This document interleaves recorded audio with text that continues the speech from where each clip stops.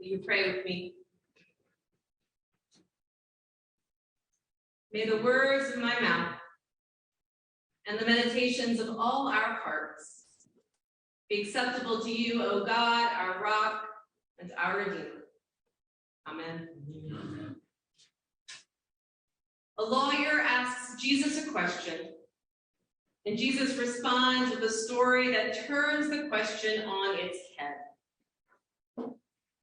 There is perhaps no other story in Scripture so well known and so beloved as the parable of the Good Samaritan. It is the quintessential Jesus story. Love your neighbor, and by the way, your neighbor is not always who you think. We've heard this story so many times that it's sort of lost its original sting. We've come to equate the phrase Good Samaritan with someone who helps others. And we've put the Samaritan's name on all sorts of ministries, from hospitals to homeless shelters. And if we walk away from this parable with that message, help your neighbor, well, that's surely a good thing to do. But we've missed an important piece. We find ourselves at the same place as the lawyer at the beginning of the story, asking that question, who is my neighbor? Because for the people who first heard this parable, Good Samaritan was an oxymoron. Jews and Samaritans hated each other. They existed on opposite sides of this bitter animosity based in race, religion, and politics.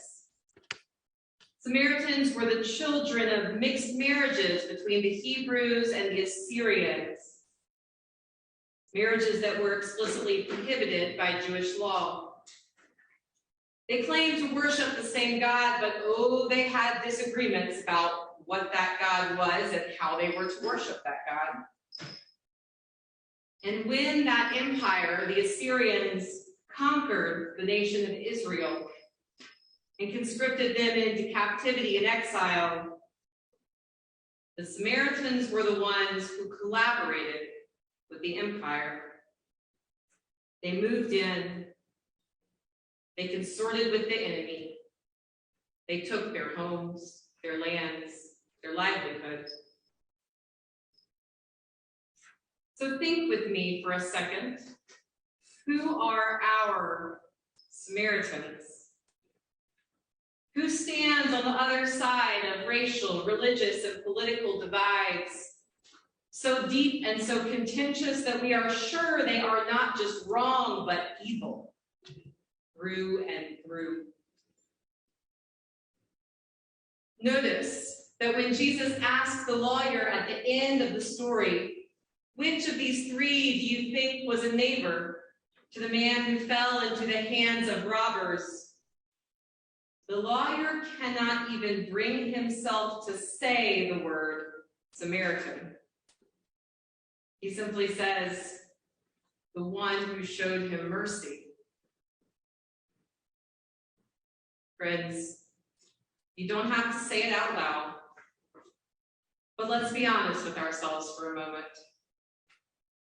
Is there any person or group of people that you despise so deeply you won't even say their names? I'll be honest, I've got a few who fall into that category. There's a Jewish biblical scholar that many of y'all know, Amy Jo Levine, almost call her Amy Jo Levine, based on our Amy Jo, who says that to hear this parable in contemporary terms, we need to think of ourselves not as the priest, the Levite, or the Samaritan, but as the person in the ditch. And then ask, is there anyone from any group about whom we'd rather die than acknowledge she offered help or he showed compassion? to really experience the scandal of this story, we have to be in the ditch.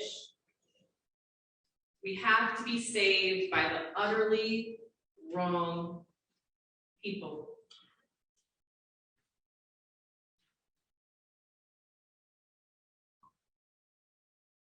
Has that ever happened to you?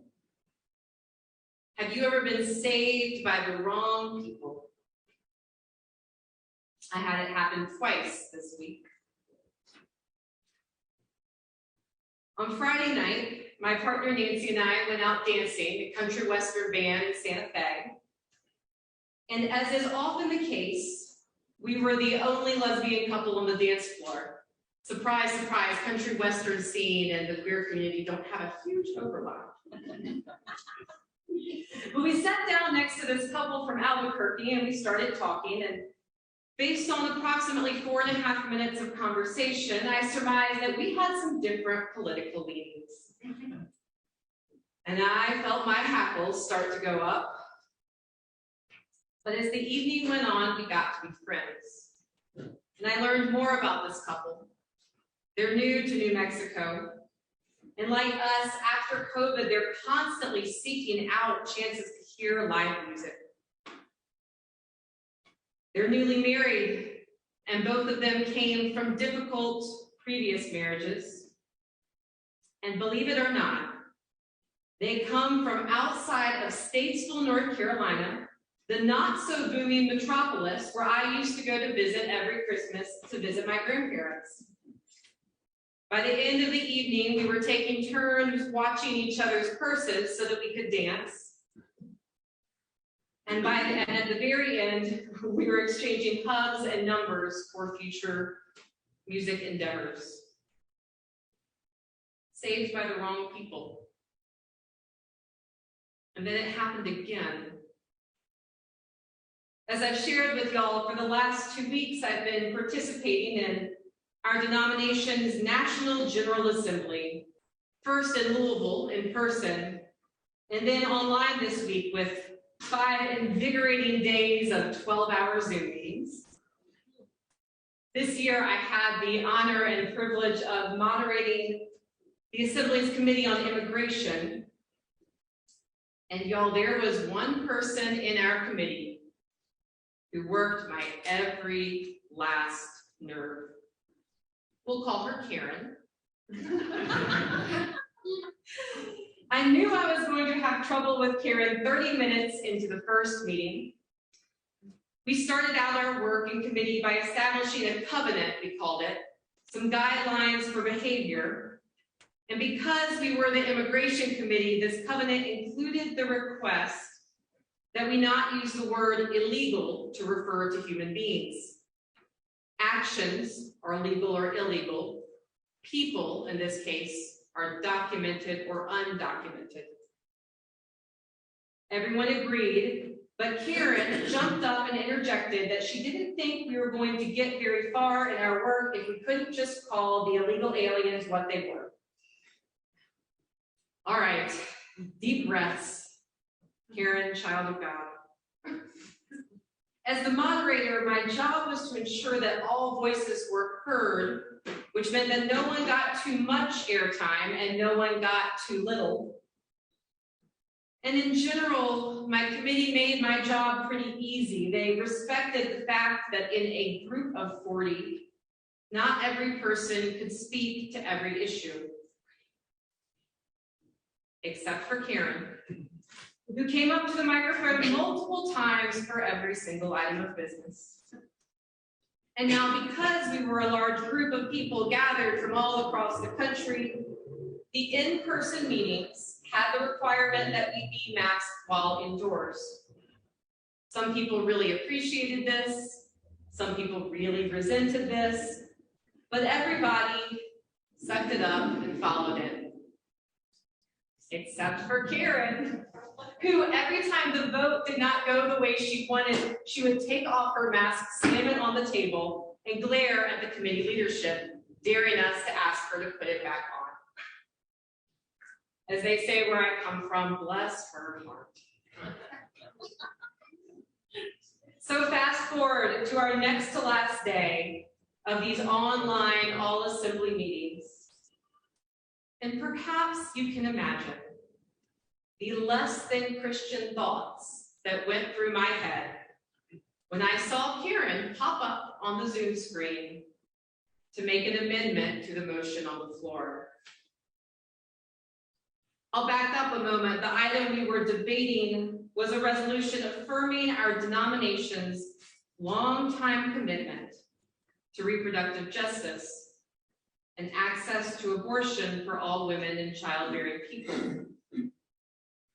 This resolution, as you can imagine, had already generated quite a bit of debate because Presbyterians are not all in agreement when it comes to abortion. But we do have a shared theology that says that men and women are created in God's image. And since 1970, our church has consistently affirmed that women have the right to choose what happens in and to our bodies. This is a long-standing, prayerfully discerned, sometimes contentiously argued position of the Presbyterian Church. And after about an hour of talking about it, we were about to once again vote to affirm that. And then Karen raised her hand with an amendment. I braced myself. As a 34-year-old woman with friends who are pregnant, trying to get pregnant, experiencing infertility, grieving miscarriages, and yes, sometimes making excruciatingly hard decisions about what to do with a potentially dangerous pregnancy, I know I take this conversation very, very personally. So when Karen raised her hand, I expected to hear something that would break my heart. What Karen said is this: I'd like to amend this resolution to make sure we add contraceptive care to this overture as well as abortion care.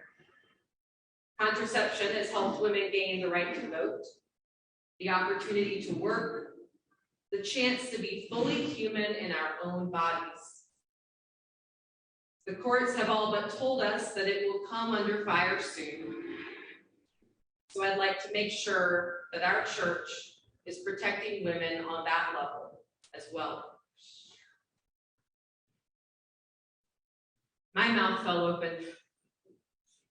I was floored. For I, like the lawyer, like the man on the Jericho road, was saved by the utterly wrong person. Who is my neighbor? Turns out I've been looking at her all along. Jesus does not tell the lawyer, does not tell us who our neighbor is. Instead, he tells a story about a man who is saved by the wrong person, about boundaries that are shattered by the simple blessing of human compassion. And then Jesus asks him back, which of these three do you think was a neighbor? It was the Samaritan. It was the Statesville couple. It was Karen. These neighbors extended compassion to those like me who were not at all ready to be saved by the wrong people. That's what it means to be a neighbor. So let's go and do likewise.